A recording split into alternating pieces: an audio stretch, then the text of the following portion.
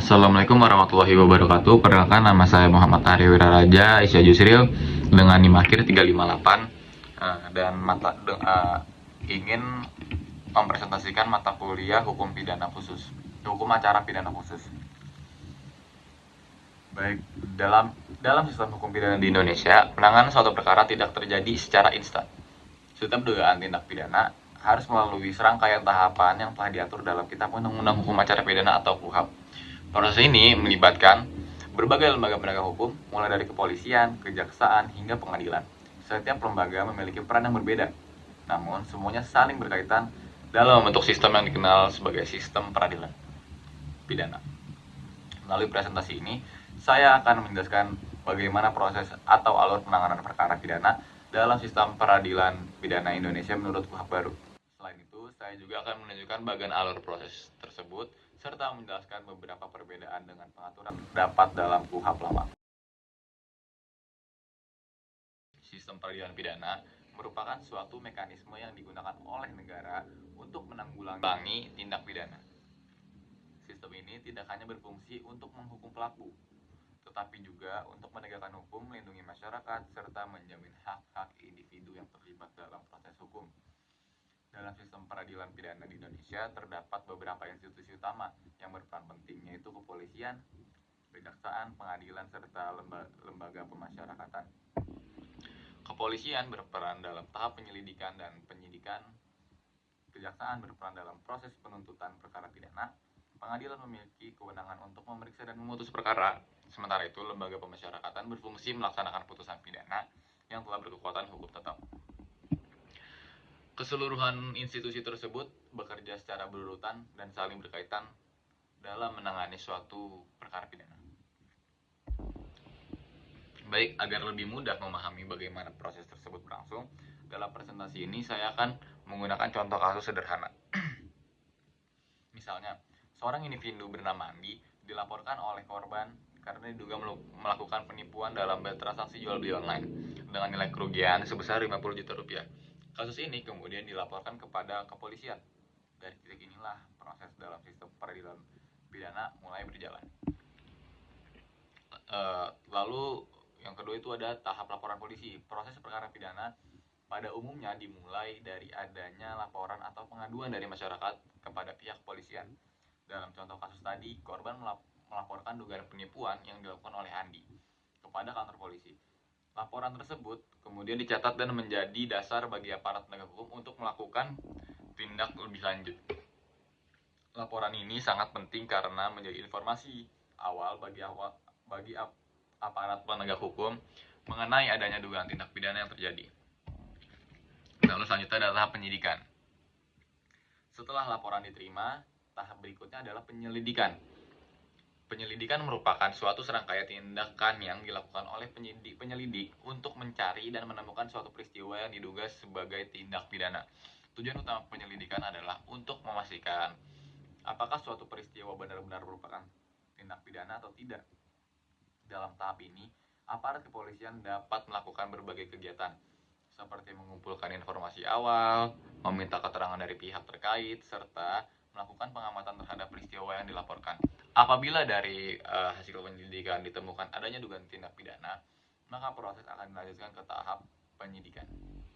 Lalu selanjutnya ada tahap penyidikan. Tahap penyidikan merupakan tahap yang lebih mendalam dibandingkan dengan penyelidikan. Dalam tahap ini, penyidik memiliki kewenangan untuk mengumpulkan alat bukti guna membuat terang suatu tindak pidana serta menemukan tersangkanya. Beberapa tindakan yang dapat dilakukan dalam proses penyidikan antara lain adalah pemeriksaan awal. Pemeriksaan awal itu pemeriksaan saksi, penyitaan barang bukti, penggeledahan, serta penanganan terhadap tersangka apabila memenuhi syarat tertentu. Dalam contoh kasus tadi, penyidik akan mengumpulkan bukti-bukti terkait transaksi yang diduga sebagai penipuan, memeriksa korban serta saksi, dan menelusuri aliran dana yang terkait dengan peristiwa tersebut. Jika alat bukti dinilai cukup, penyidik dapat menetapkan seorang sebagai tersangka. Lalu selanjutnya ada tahap penuntutan. Setelah proses penyidikan selesai, berkas perkara yang akan dilimpahkan kepada jaksa penuntut umum Jaksa memiliki kewenangan untuk meneliti apakah berkas perkara tersebut telah lengkap atau belum. Jika masih terdapat kekurangan, berkas dapat dikembalikan kepada penyidik untuk dilengkapi. Apabila berkas perkara dinyatakan lengkap, jaksa akan menyusun surat dakwaan dan melimpahkan perkara tersebut ke pengadilan untuk diperiksa dalam persidangan. Lalu selanjutnya adalah tahap persidangan. Persidangan merupakan tahap di mana perkara pidana diperiksa secara terbuka di hadapan hakim. Dalam persidangan pidana, terdapat beberapa tahapan penting. Tahapan pertama adalah pembacaan surat dakwaan oleh jaksa penuntut umum.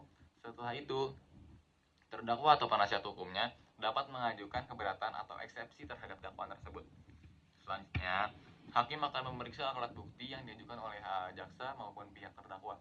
Pemeriksaan ini dapat meliputi pemeriksaan saksi ahli serta barang bukti. Setelah seluruh proses pembuktian selesai, jaksa penuntut umum akan menyampaikan tuntutannya. Terdakwa kemudian diberikan kesempatan untuk menyampaikan pembelaan. Setelah mempertimbangkan seluruh fakta persidangan, hakim akan menjatuhkan putusan. Lalu selanjutnya adalah putusan hakim dan upaya hukum. Putusan hakim merupakan tahap akhir dalam proses pemeriksaan perkara pidana di pengadilan tingkat pertama. Hakim dapat menjatuhkan beberapa jenis putusan, yaitu putusan bebas apabila terdakwa tidak terbukti melakukan tindak pidana, putusan lepas dari segala tuntutan hak hukum apabila perbuatan terbukti tetapi bukan merupakan tindak pidana, atau putusan pidana apabila terdakwa terbukti bersalah. Namun, proses hukum tidak selalu berhenti pada putusan tersebut. Jika salah satu pihak merasa tidak puas terhadap putusan pengadilan, maka dapat diajukan upaya hukum seperti banding atau kasasi. Lalu selanjutnya adalah perbedaan KUHP lama dan KUHP baru. KUHP baru pada dasarnya dirancang untuk memperbaiki berbagai kelemahan yang terdapat dalam KUHP lama. Salah satu perubahan penting adalah penguatan perlindungan terhadap hak-hak tersangka dan terdakwa dalam proses peradilan pidana. Selain itu, pengawasan terhadap proses penyidikan juga menjadi lebih diperhatikan guna mencegah terjadinya penyalahgunaan kewenangan. KUHP baru juga merupakan meningkatkan transparansi serta akuntabilitas dalam proses peradilan pidana, sehingga diharapkan dapat menciptakan sistem peradilan yang lebih adil dan efektif.